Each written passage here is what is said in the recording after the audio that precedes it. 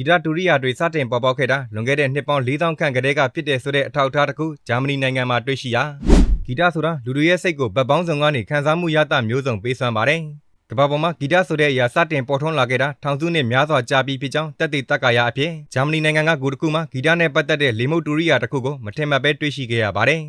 ဂျာမနီနိုင်ငံကရှေးအောင်သုတေသနပညာရှင်တွေကဂျာမနီနိုင်ငံတောင်ပိုင်းမှာလေ့လာရေးခရီးပြုလုပ်စဉ်ကြောက်ခေတ်ဂူကြီးတစ်လုံးကိုတွေ့ရှိခဲ့ကြပြီးအထဲကိုဝင်ရောက်လေ့လာတဲ့အခါမှာတော့ရှေးအောင်ပစ္စည်းအချို့နဲ့အတူပလွေတစ်လက်ကိုပါတွေ့ရှိခဲ့ရပါတယ်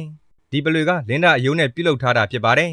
ပါးစပ်နဲ့မှုတ်ရမယ့်နေရာမှာ V ပုံစံပါရှိပြီးလက်ငါးကြောင်းနဲ့ဖိပြီးလိုချင်တဲ့ဂီတတန်ဆင်တွေကိုပုံဖော်နိုင်မှုအတွက်လည်းအပေါက်9ပေါက်ပါရှိပါတယ်